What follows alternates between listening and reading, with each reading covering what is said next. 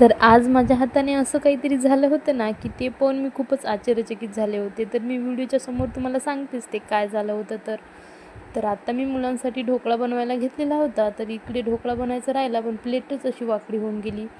तर असो, इथे ढोकळा पण बनवून तयार झालेला होता. तर मी त्याला काढायला गेलं, तर ढोकळा काही निघायला तयारच नव्हतं. कारण मी डब्याला खालून तेल वगैरे काहीच लावलेलं नव्हतं. तर जबरदस्तीने मी त्याला ढोकळ्याला बाहेर काढून घेतलं आणि प्लेटमध्ये त्याला थंड व्हायला ठेवलं. तर इकडे मी ढोकळ्यासाठी तडका बनवला आणि तडका दिला. तर मस्त असं ढोकळा तयार झालेला होता, पण असं सगळं तुटलेलं होतं, ते निघत नव्हतं त्याच्यामुळं. तर इकडे बघू शकता तुम्ही, मी चहा ठेवला आणि पातेलं असं नाचायला लागलं, की ते काय झालं होतं ते कायच माहीत.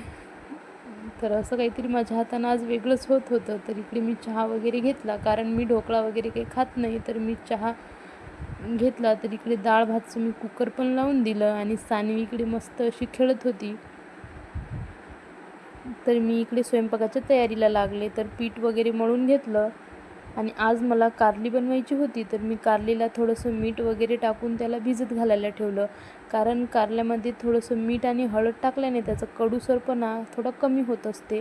तर त्याला 15 मिनिटं मी असं भिजत घालायला ठेवलं आणि नंतर स्वच्छ धुवून त्याला भाजी बनवायला घेतली. तर इकडे मी डाळला फोडणी दिली.